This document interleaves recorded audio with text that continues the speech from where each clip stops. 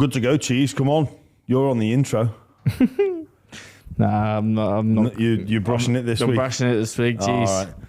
Okay, well, hello and welcome everybody to a very special edition of the Buy Round Jam and Cheese. It feels like it's been a while, Cheese, since I've It's been laid eyes on you. It's been 2 weeks. Well, you obviously don't share the same sentiment then, do you? 2 weeks is a long... because I see you everywhere. I see you. I watched you on Footy Show the other day. One of the Footy shows the other day. You spoke very well, actually. Thank you. Yeah.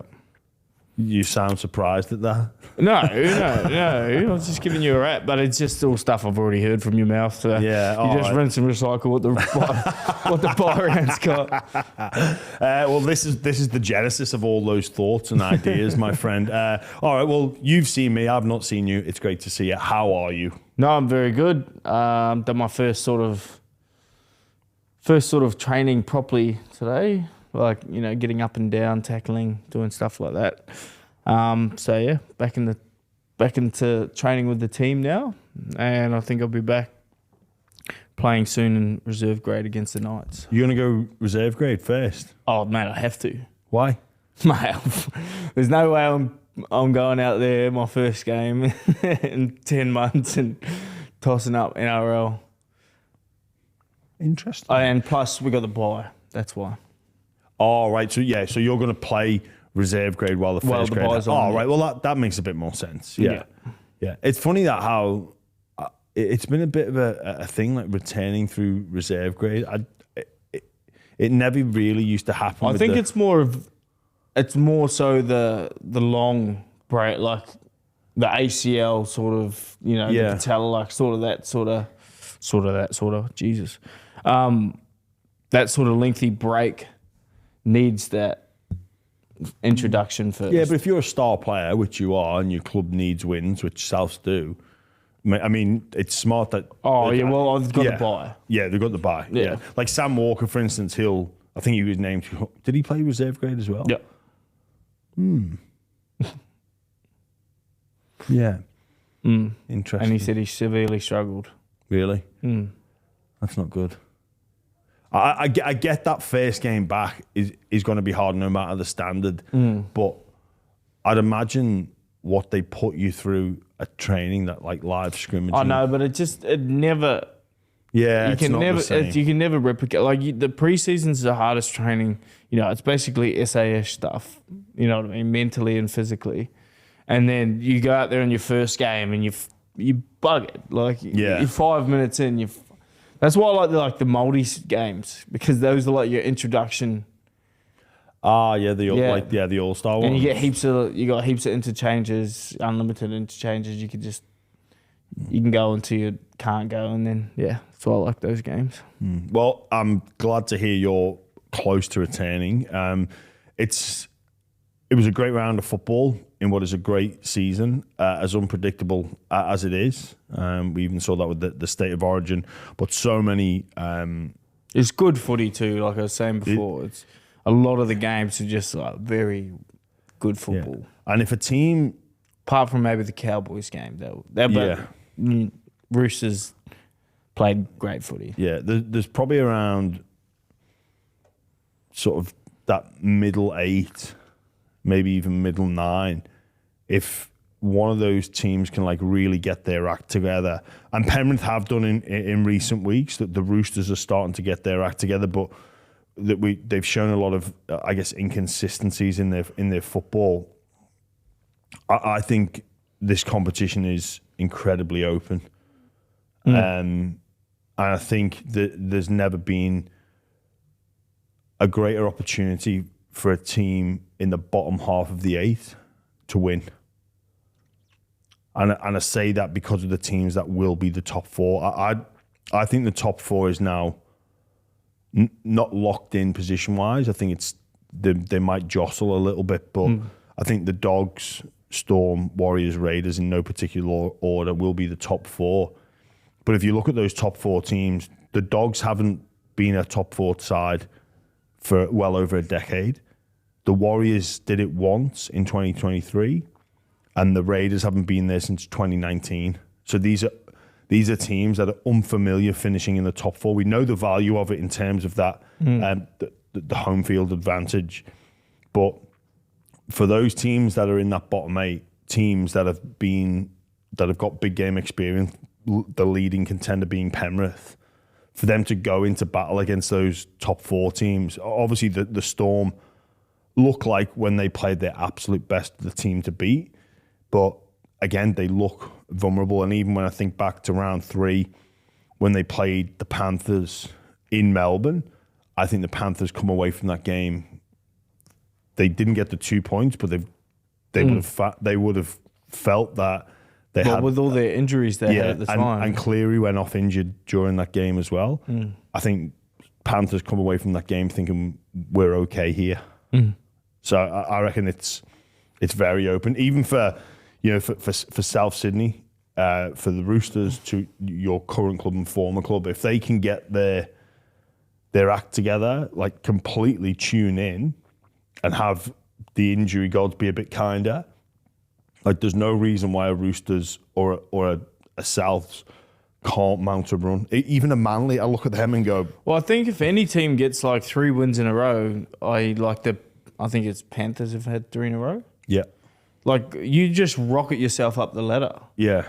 It's not rocket science. Like, if Para go 3 in a row, like, they're way down. But if they just continue winning, like, their opportunity to get out of into the 8 is not, like, as unrealistic as I think it is. Like, I think it's impossible for them. But it's actually not. Like, this comp is... It's really weird, but it's the time. Like right now, is the most important games I think for the bottom echelon. Like right now is the time you need to start making the run. Yeah. I agree with you. The top 4, I think they're set. Yeah, there's like most clubs have between like 9 and 10 games left. For me, the closest comp that I ever played in was 2018, and that's reflective on the ladder where I think the Roosters were top. And they lost 8 games, but it was a different type of close. Like the top 8 really separated themselves from the bottom 8. And I think there was only 2 points separating the 1st and 8th from memory. And I think even there was it was 2 points between 1st and 8th. And that was a really congested comp. And it did feel like anybody could beat anybody in that top 8. And the bottom 8 were way out of contention, but this is a bit different where the top 4 set.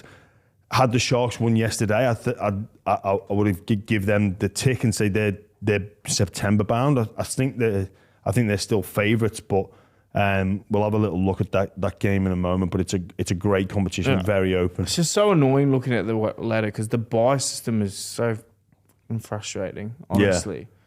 Like, the bye system is so frustrating. With you actually get points for a bye. Why is there... What is the benefit in having points in a bye? Is there, like, an actual reason?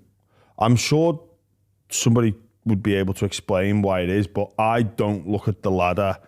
Yeah. I look at the wins. I look at win-loss ratio. So, Sharks have 8 wins. 7 wins have Broncos, Roosters, Dolphins. 6 wins. Because Souths are like second last. Yeah. But they've got more wins than 1, 2, Penrith. 3, 4, 5 teams. Yeah. They've got the same wins as Penrith, but Penrith have the draw. Are you sure they got the same wins? I thought they were 5, 7, and 1. No, they're 6, 7, and 1 now. Okay. Yeah, because they got that win over in New Zealand. Yeah, they're 6, 7, and 1 now. So I look at it like maybe the idea of points needs to go. Yeah. Because Canberra have won the most games. Yeah. And they're not top. They're not the top. Like, for me, that's a greater achievement than, having less wins and a couple of byes. And obviously the Bulldogs will get to play when the Raiders have the bye, but you still need to win that game. Yeah. I think we should look at a restructure of it like that. But, Cheese, we'll get into all the ramifications in the Premiership race a little bit later on. A lot of tit for tat in the media. I want to get your opinions of it. We had, for those of you that aren't up to speed, a basic timeline of events. Aaron Woods goes on to call Queensland coach Billy Slater a grub. Roughly a week later, he reacts, which was, I guess he's warranted to react to being, it was just name calling. I mean, I don't think it was too serious. And then even Ryan Hoffman has come out and quite ironically called out Woods for his comments and then name called him himself, saying he's a coward. Well, I mean, grub, coward. I'd rather be called a grub. I'd rather be, yeah, you would. Yeah, you would. You would. Yeah, I think, like, my opinion on it is, like, I think Billy maybe just, I think he regrettably took that like a step too far, I think. And he had to apologise straight away, but I think it was more of an overreaction for both sides. And Aaron Woods, I get what he's doing. His job is almost at Triple M is to bloody bring traction. He's probably getting patted on the back for all this. Like, honestly, he's probably getting patted on the back for all this traction he's brought. Did he go about it the right way? It's not really. Well, it's not really up to me to decide. But if Aaron Woods said it to me, I wouldn't give a fuck. Well, that's it. I mean, it's just name calling, and it was interesting hearing Coach Slater's comments. But like, I've got a mental illness, and I'm dealing with that. But that doesn't mean people can't call me names, or can't criticize me.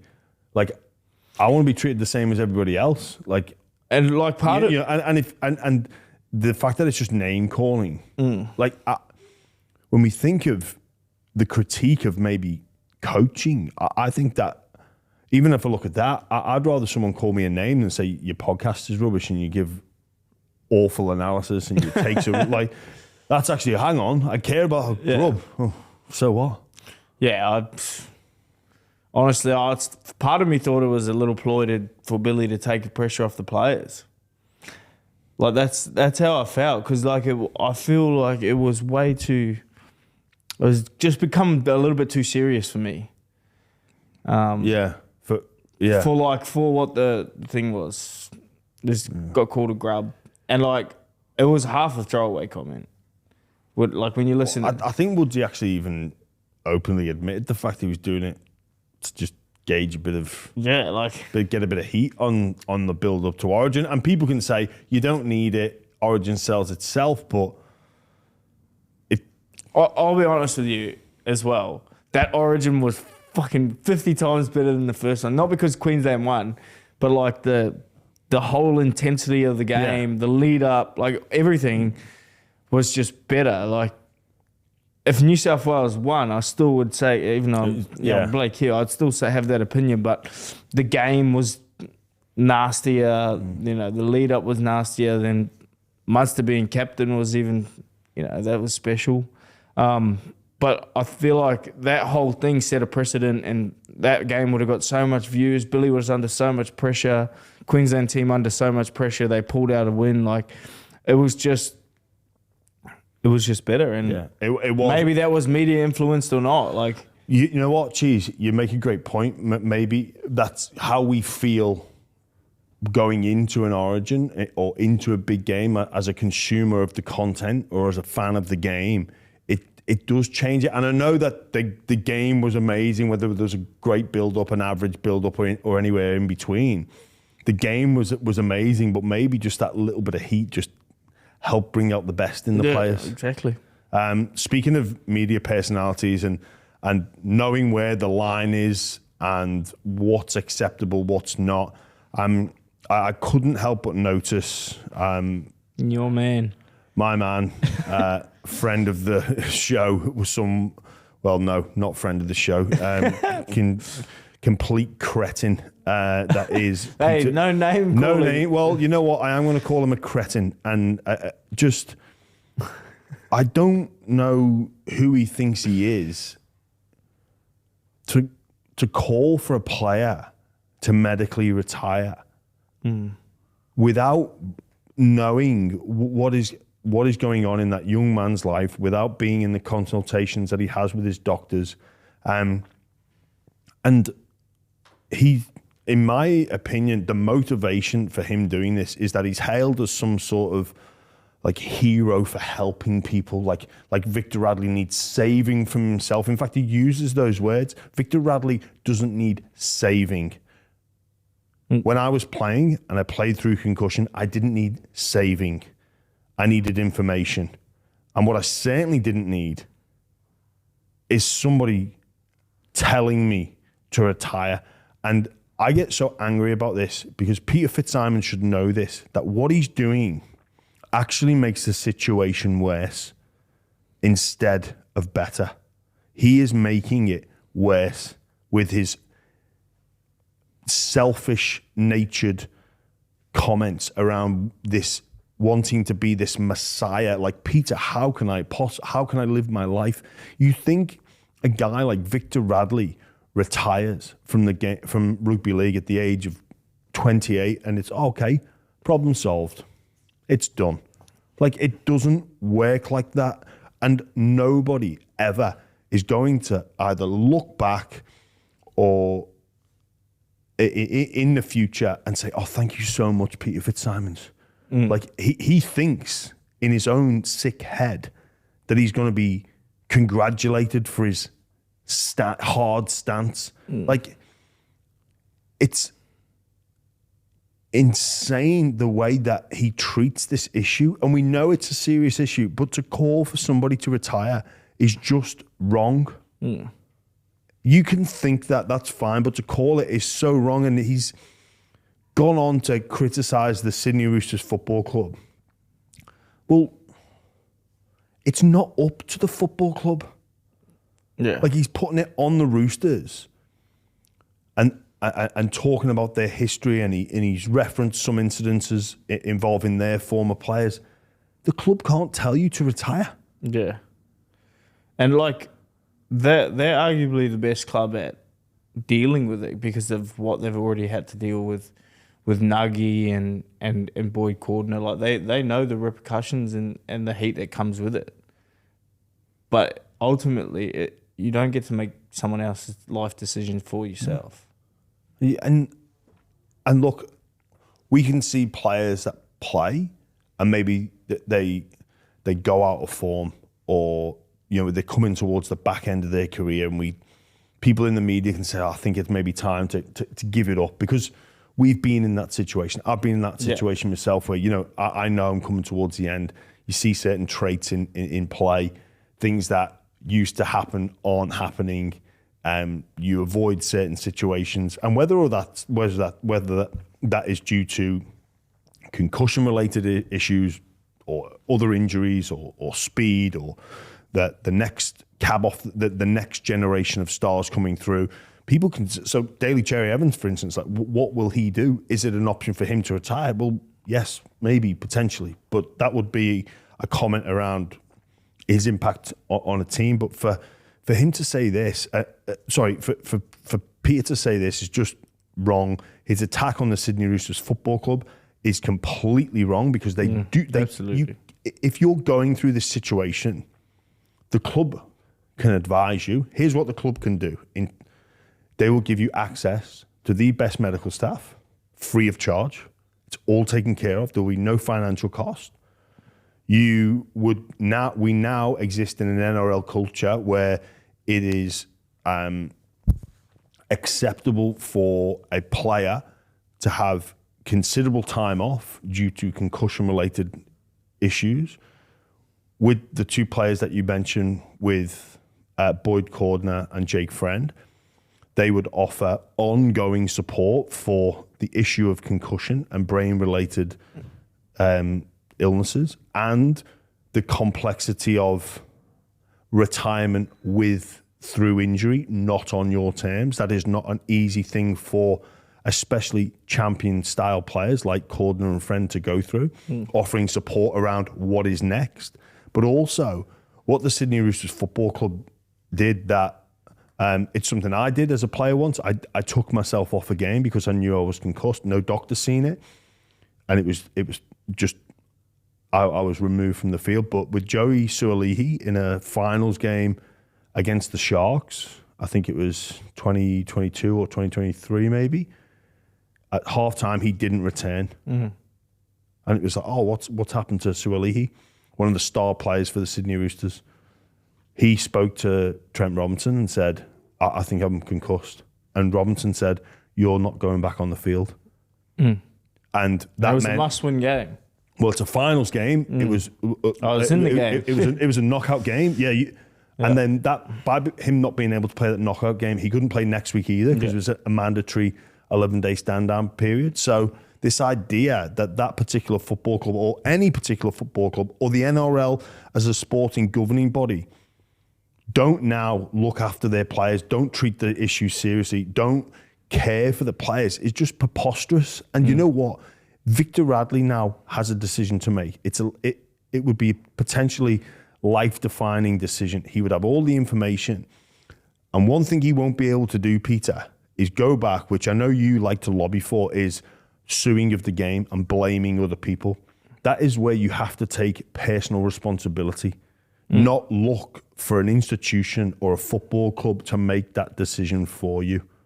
As hard as that may be, you have the freedom to choose whether to play this game or not. And the reason I get so passionate and angry about this, because like I said at the beginning, he makes this situation worse, not better. You know Victor obviously really well, Cheese, and the character of person that he is. As some might say, all action style, you could almost call reckless at times when he plays with away from the field. Though he's a smart, dedicated, hard-working individual. Yeah, he's probably one of the street smarts. Like, he's Cluey up top, but he's a fully qualified builder. Like, he dropped out of school when he was early, knew what he wanted to do, become a fully qualified builder. He used to work on his house every single day after training. Like, he's probably not well in the head in that circumstance. But yeah, and like, he'll take it seriously. Like, he's got a son, Vinny. I think he's got another one on the way. Like, he's got a partner that looks after him really well, Taylor. Like, he's not putting his, life on the line for a game of rugby league unless he knows he can still go. Like, it's, and whatever decision he makes, I don't think retirement's even in a back thought for him, because like he gets concussed, but he recovers from it normally. Like, I see him all the time. Nothing about him has changed. He's still funny. He's still the guy, but he's just a genuine good bloke of rugby league. And if you ask anyone that's met Victor Radley in his circle, like, you'll hear nothing but praise about him. And I think you in terms of that risk, that becomes a calculated risk, and it almost becomes, and it certainly was for me, a risk reward. Like, and the fact that the game is risky attracts people to the game. Without the risk element, it becomes less than us. It becomes chess. It becomes a game of checkers. It becomes a game of Monopoly. It becomes a game of snakes and ladders. Like, that's. Yeah, you talk about mental health. Mate, if you take the one thing you love away from someone so early, I think he's only 26 as well. Yeah. Like, you take something you love away from someone like that puts everything he has into the game.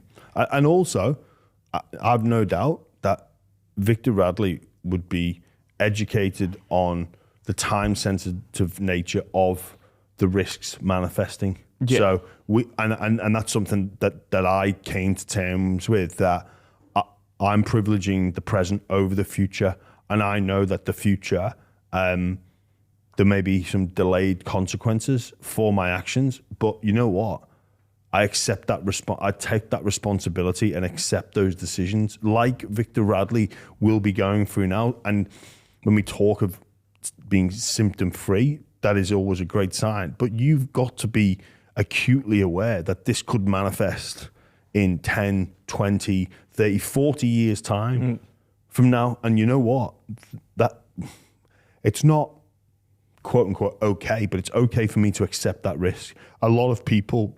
I just want to say this without giving anything up. Like, I know that he's actively looking already for like researching for future reference, like for I know as a friend like that he's doing stuff that is going to benefit him in the later run, or at least researching on what he can do in the off season to help with his brain. I don't want to say what he wants to do, but like, you know what I mean? It's not like he's just putting it on the back burner. He's just like, I'm going to keep playing. Like, he's researching. Him and Lindsay Collins have both been actively researching on different methods that you can help with the brain recovery. So he's not pleading ignorance. He's not just well, whatever. He's actually actively Like he's doing what he can at this present time. Like, he's going to get through the season. I think he's going to go.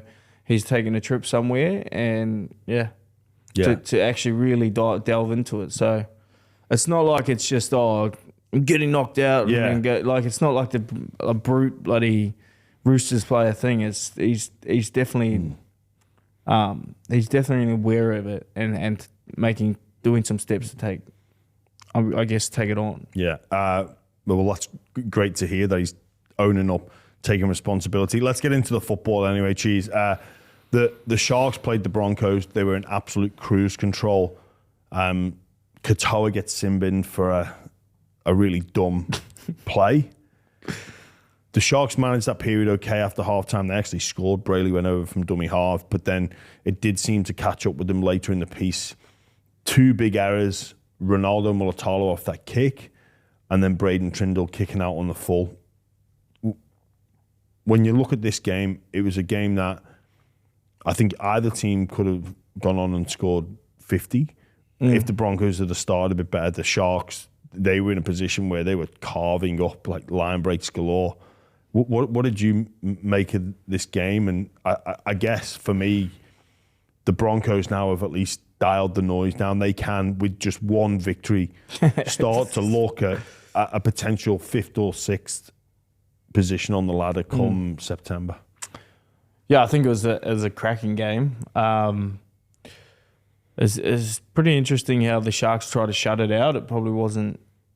I feel like they kept attacking the game, like they do. They got a great attacking side, but they didn't really play like the game maturely, and they were up by 16 with like 25 to go, I think, and that's when you just kick to the corners, defend up, but it just allowed, I guess, Broncos to come back in the game, and it's good to see the Broncos actually get a win like that after everything they've been through.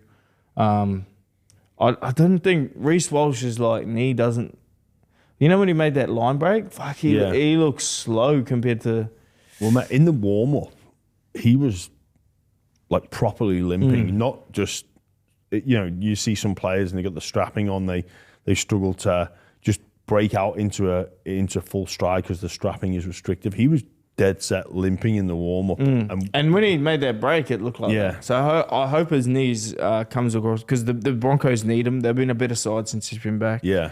But yeah, I think it's a good win from the Broncos. I think the Sharks would be very upset with, that's a game they let slip by. Yeah, Tony Stagg's absolutely on fire as well as Payne Haas. They were the Broncos' 2 best by far, and it like I say, it just dials the pressure down on the Broncos. I'm imagining that alternative universe where they lose yesterday, and it was pointing in that direction. Things were going to turn sour, and I don't know how much a win paves over the cracks. I think they're certainly not there yet, but the Broncos, in all likelihood, will make the 8, and then it becomes a whole new competition. And if they can get Walsh back, obviously Ben Hunt back into the fray by then as well, they should fancy themselves. Although we've not, and I don't think we've seen the Broncos. Well, we've seen them twice at their absolute best. Roosters at home, also Roosters in Sydney round 1, then the Bulldogs game. But they've got some improvement to do. The Sharks, they now face a very tough month of football. The Storm next away, which I actually think helps them. I think they play better against Melbourne than anybody else. I think that game's come at the right time. They have a bye. The Dolphins at home, Roosters at home. So it is a tough month of football on paper. But calls for there's some calling in the media for Hynes to be fundamentally to be dropped, and obviously you've got Atkinson there. I think that's it just comes with the territory of being the halfback for a team that's not playing well. It's just, it always happens. Yeah, They're I think it's for hard. players to be dropped from the Broncos, and that's all gone away. And the Sharks get they've won 8 games. What's Canberra's won 12? 11, I think. 11. So they've won 3 less than the team that's they're not doing bad. Yeah. And I think it's just a complete overreaction coming from they lost to the Broncos, who everyone was thinking was struggling. Cronulla's meant to be this great team with a star lineup, and they're coming 5th. Yeah. And you're calling for the halfback to be dropped in a competition where it's very hard to get a win these days. Well, for me, Hynes had a bad last 5-6 minutes. He had that poor kick, which led to a 7 tackle restart set, and then he dropped the ball in the last set of the game. But other than that, I actually thought he played quite well. Yeah, well, he got a try. He set up a try.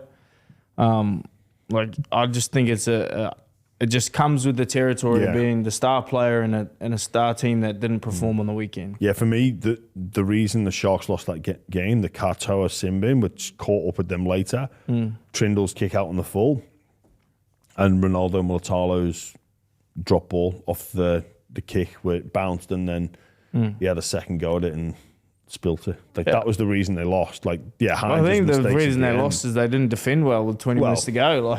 That's true.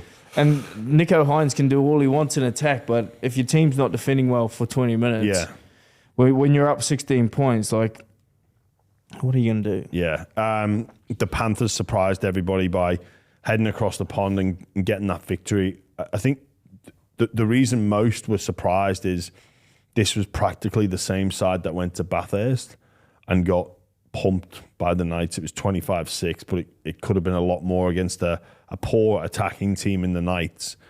They go over to New Zealand. They were probably helped by a couple of injuries that happened during that game, but credit to them, they now rocket themselves right back into the mixer. And even without this loss, I think most had put a line through them for last weekend, but I still thought they were in a position to get after it and finish in the 8. But this just helps their chances. It's the Dogs this week off a short turnaround. Most Origin players will be back. Don't know about Cleary, but if they can get everybody fit come that back end, they'd be one of the. I think they'd be one of the favourites, wouldn't they? What if they make the 8? If they make the 8, they're definitely. I wouldn't say. I reckon they go to I'd say they'd be third favourite. Yeah. If they make the 8, because they've just got that much experience in those situations, opposed to the other teams who have almost 0. Yeah. In the last 5 years, Bulldogs, Warriors, Canberra. No, that's still not 5 years. In the last. Yeah. Well, it's been. Yeah. And then the Dolphins could make it for the first time.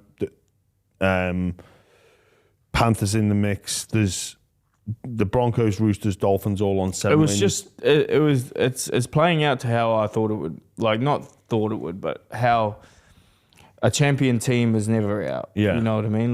They're just a champion team coached by a champion coach. And I'm glad, because if they don't make the finals, it'd be such a sad way to end the streak. But also, I don't want to see them win 5 in a row. No, I don't think anyone wants. I don't know if there's anyone outside of the Penrith camp that wants to see them win 5 in a row.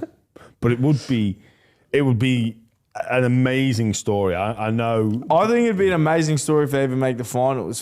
Considering. Yeah, from where they came from. They were last 2 weeks ago. Yeah, it's incredible. The thing is with Cleary, he said he felt that hip pop or whatever. So what's the implications of that? Is he going to be playing? If not, or when is he going to be playing? and how much do you want to burn of him so he's not burnt out for the back end? Yeah. Like, there's a lot of... This has happened at a couple of seasons in this dynasty where Cleary... Remember once he got suspended, he had a bad tackle on one of the power players. So he set some time out there, and he's had a few hammy issues, but then he's been back for the finals, and he's lit up the competition. It's going to be interesting to see how Penrith manage him, because they're not out of the woods yet. They're not guaranteed to play finals, and for as great as that victory was against the Warriors, they're going to have tough games where they're going to have to get the win, and they've had to battle in those games. Like the West Tigers and the Parramatta game, they were Cowboys. They got that draw, but like they've had to battle. So they are like, in terms of they were never really a massive team that would like cruise and destroy teams. Like, when we see the Melbourne Storm and they scintillate you. Penrith beat teams through their defence, or that's how they used to beat teams. So it takes a lot of energy, but they are well and truly in the mix. Like I say, I reckon if they're anywhere in the 8, they're third favourites. Yeah, I will agree with you that if they're in the finals, you've got Canberra Bulldogs and then them. Well, I do. Well, no, you'd go Storm, wouldn't you? Nah. You don't reckon the Storm would be favourites? No. I don't think they're playing good enough. My opinion. At the moment, but... Yeah, but that's what I'm gauging off, is at the moment. They've had some really good games of football, though. Yeah. You reckon? Yeah. I reckon when things get tough, and I've said this already, when things get tough, they're struggling. Like... See how well they played this week against Bunnies in the first 12 minutes when everything was easy. But then when everything went hard, they dropped balls and errors. And I like, they weren't patient. Like, I think Canberra and Bulldogs are playing, well, I think Canberra at the moment are playing better footy than any other side. And it'd be hard for me not to say they would be one of the favourites. Yeah. You've got a good argument, though. Raiders are, I reckon, looking at the draw, now the expectation is the Raiders win minor premiers. Yes, I've heard it already. Which is a new challenge for Coach Stewart and the rest of that playing group to navigate, like the favourites tag the whole time. Yeah, but the Storm are dealing with the same thing, but they're not. Yeah, that's true. I just figure that the Storm will get it right, and with the quality, yeah, we'll see. Yeah. I hope they do. I'm a Storm fan.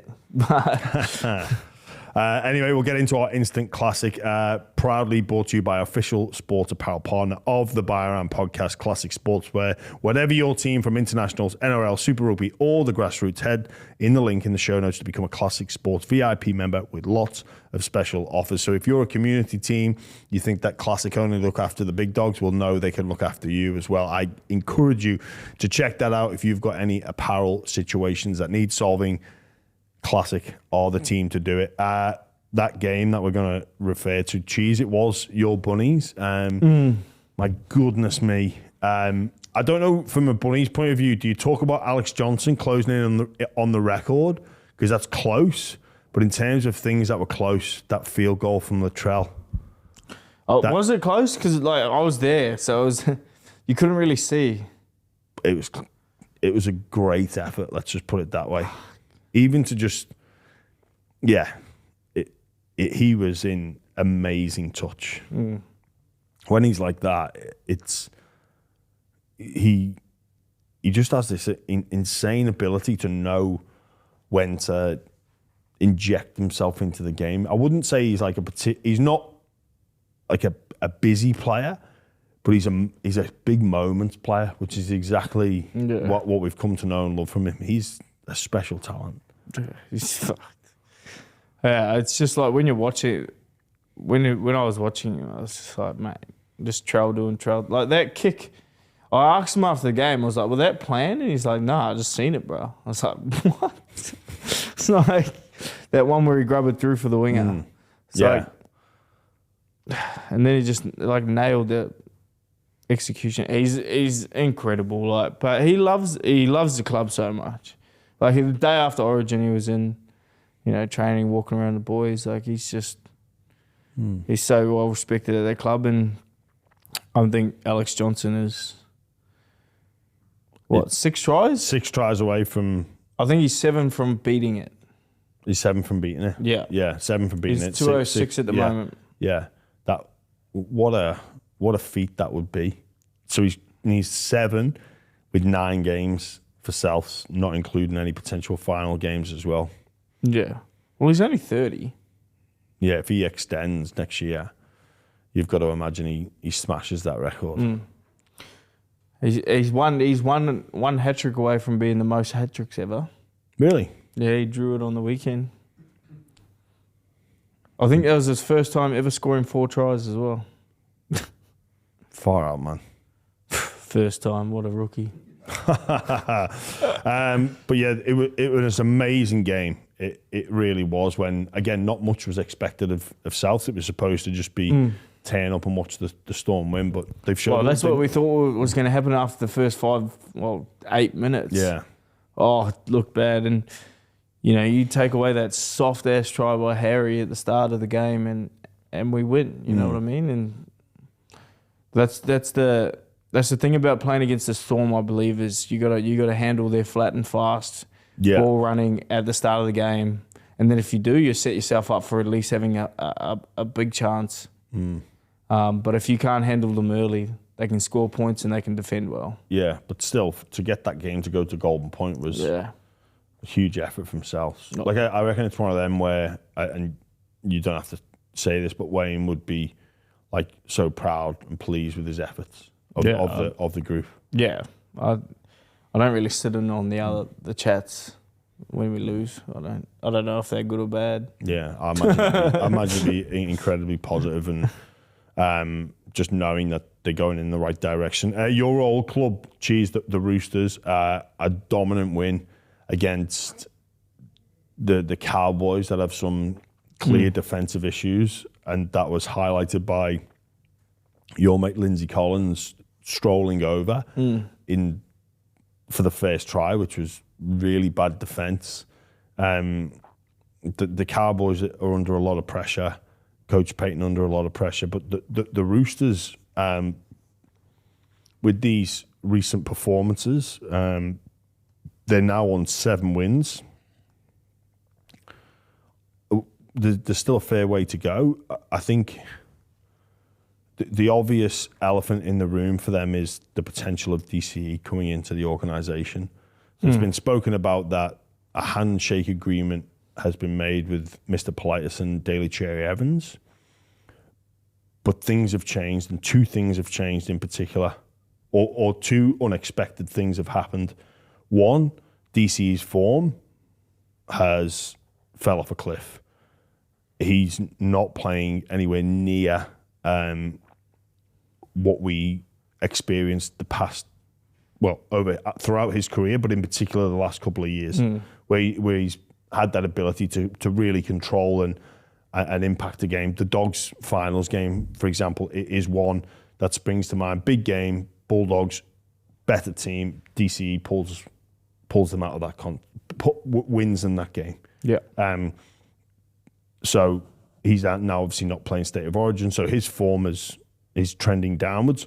But also probably the form of the Sydney Roosters young guns in Sandon Smith and Hugo Savala that probably wasn't expected. So a lot of people now saying Roosters should reconsider, and I guess for Mr. Politis, he's got, if this is all true, by the way, which this handshake deal has been reported, Mr. Politis is a man of his word, but he also loves that football club. Like, as it currently stands, as harsh as this may sound on Daly Cherry Evans, if he's at that football club now and Sam Walker returns, I don't think he's in their best 13. I think Hugo Savala's a gun. So And it's not even about where he could get to. I think if Sam Walker's fit, he if you're being brutally honest at this moment in time, based off just isolated season 2025, I don't think he makes their best 17. If he was playing at that football club now. It's tough, but it's a different team. It is, and obviously you take into account previous years, previous form, based off what he's done, that experience in and around finals team that time. But I just wonder if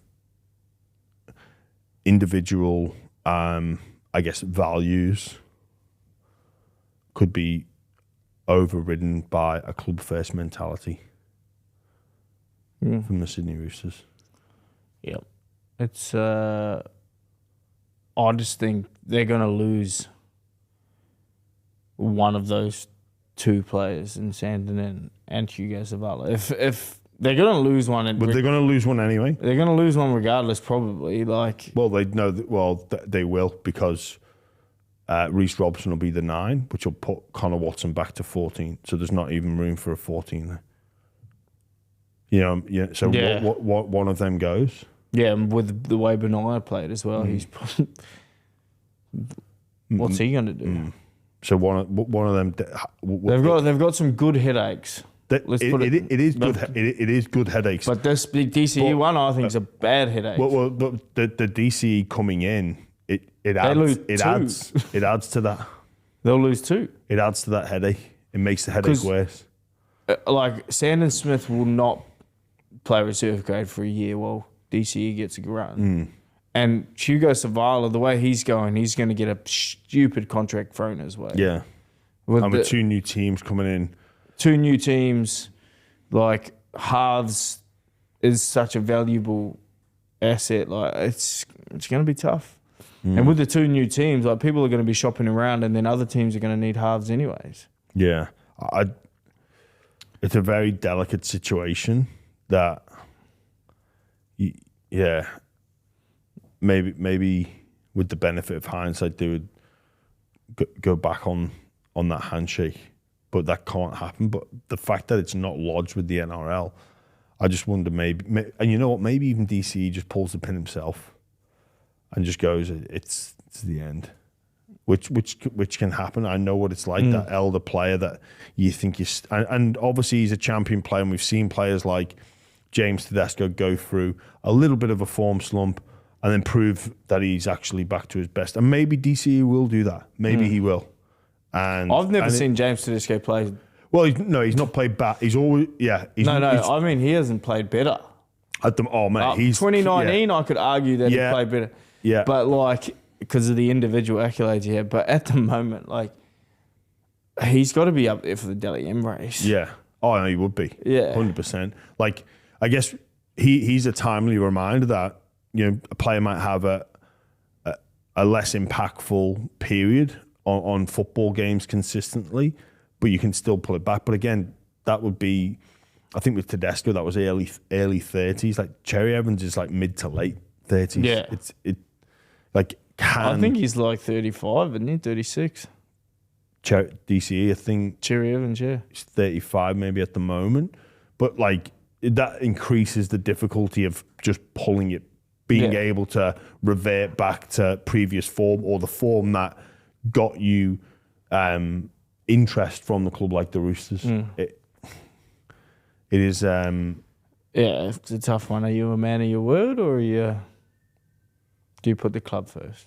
Well, Lucky we don't have to make that decision. No, we don't. But I have it on good authority that he is going there. Yeah, and we've all heard that. Whether it's for 1 or 2 years, but maybe a deal can be done in a different capacity, and you bring DCE to the club as in an assistant coaching role, and you look after him in that sense. Give him what, $800,000 a year to be an assistant coach. That's less damaging than paying him $1 million to potentially not play and have your I wonder if it's signed. Well, it's not. It might be signed, but it's not lodged. Because if it's lodged with the NRL, you have 10 days before it gets made public. And you know when people talk about leaks, the NRL would be somebody there that would talk to media. Yeah, but if it's signed, right, the contract's signed, how can you back off on it if it's not been lodged? Because the Roosters have to lodge it. Yeah, but like if they've got DCE and gone and they've signed both of them signed it and they've not lodged it. Yeah, so there would be two copies of the contract. Yeah, one that, or maybe three. Roosters would have 2 of those copies. Daly Cherry Evans would have 1. I should know this too, by the way. And then the Roosters have to lodge it with the NRL, which they haven't done yet. Yeah, but so like, can there be ramifications legally? Oh, you mean like say I've signed the document? I've signed the document and now you don't want to lodge it. Like, you know what I mean? You bring up an interesting point, Cheese. Like, is there even an ability to back out of a deal without legal ramifications? That's why I think this probably isn't a hard no from the Roosters. I think you've got to manage that relationship with DC. And you got to do the right thing. You got to do the right thing for the individual and the football club. And maybe that is a meet in the middle and say, look, we can all acknowledge that things have changed. I think let's not lie to ourselves and let's look for an amicable solution before it gets a potentially really ugly situation happening. And like I say, DCE is in the predicament where he's not picked. And I don't think I'm being disrespectful or harsh here, but at the moment, if Sam Walker is back, I don't think he's in their best 13. We'll get on to the Tigers, a team that have shown improvements. They were close against the Raiders. Latu Fano came onto the field and made such a difference, lock forward style role, and then took over in the halves. Benji Marshall spoke at the press conference around Latu just needing to get minutes. I think you need to get him in ASAP. They're a different team with him in. Whether or not he is the absolute answer, I don't know. But the Tigers have improved this year, but just not enough. Like, they're just not improved enough. Like, they're closer to the contest. You look back to that the Panthers game. They clawed themselves back into the contest against the Cowboys. Probably ill-disciplined, let them down in the early exchanges there. But yeah, they looked frustrated when I was watching the game. Frustrated at the ref a lot, and I thought maybe Bench's comments about the refs had a little bit to do with that because that trickles down. Yeah, you know, if you've got your coach saying the refs aren't letting us, win games, like that can. Also, I felt like CEO said it as well. Yeah, well, exactly. I felt like a lot those comments might have trickled down, and you can see a bit of frustration because every call that didn't go their way, like heads were like, you know what I mean. Whether that was just me looking at it that way or not, but I think it's going to be hard to win games when you're trying to blame someone for it. Yeah, well, he did say discipline let them down again. Gerald Skelton with a hair pull, a penalty with the ball. And then I think for the Tigers, looking at their situation, they play the Titans twice. One in a couple of weeks' time, and they also play them last game. They have had a hard draw at the Tigers. Who else do they have? Do you know? I can't recall. I know they've got the Roosters coming up in and around that Origin period. Maybe they play Roosters without Origin. Bunny's last 4 games have been putrid. Canberra, Bulldogs, Warriors, Melbourne. Tough month of football. But yeah, to the Tigers, I think they have improved. Obviously, there'll be pressure on Marshall. Like, he's shown him. Their roster has certainly improved. They've improved to an extent on the field, but just not enough. And then you mentioned things about trickling down through the club. I don't understand this decision to allow Talon De Silva to negotiate early. Happy Coruscant, obviously, their best player for the past couple of seasons, but this young, exciting dummy half, Talon De Silva, didn't get on at the weekend, which Benji spoke about, and the makeup of their bench. But I guess this decision between do you go with the young gun or the experienced and best player in Happy Coruscant, it looks like they're going to back Appy and allow Talon De Silva to leave. I get that they're going to back Appy, but I think with the money that Appy will get from the new clubs coming, if you're going to allow your young hooker coming through to talk to other clubs, that's going to be. I think that's a really bad decision. Because hasn't it been linked to the Bears, Uppy Coruscant? Yeah. But I think, it is the Tigers we're talking about. They could mess this up and lose both. But I look at the Bulldogs. They made some, and what they went through. Everything was about long-term sustainable success. And you do get some low-hanging fruit there.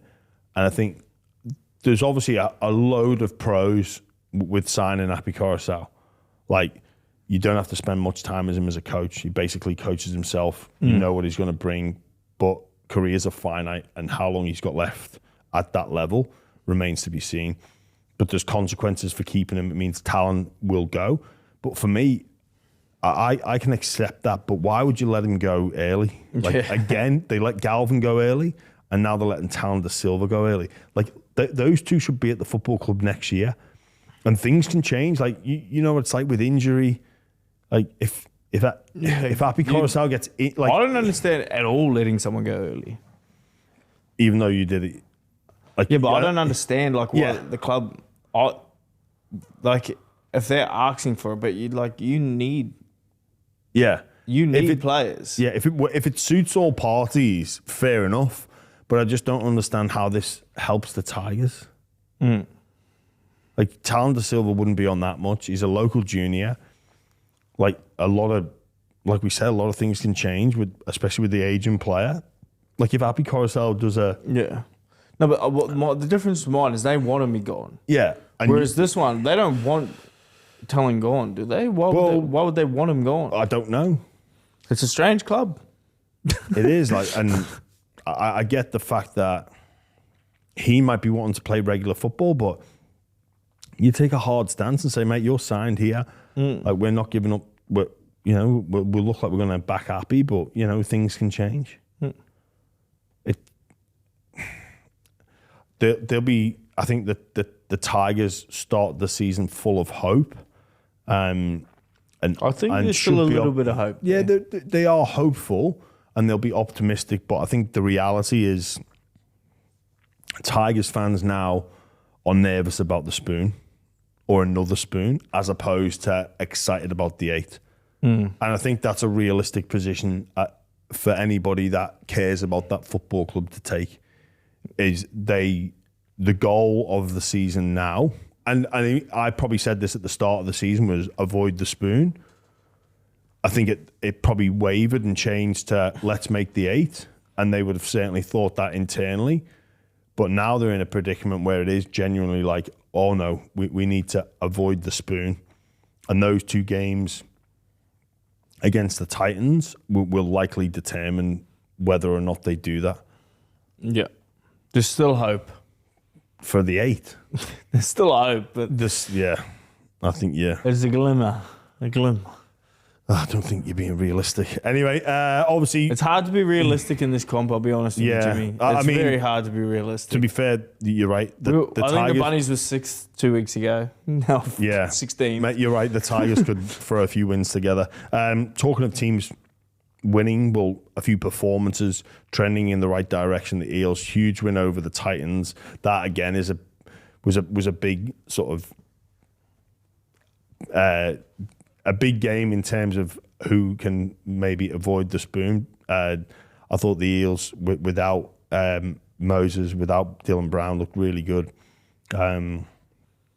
Strong games from a lot of players. Yeah, I think that club is going in the right direction.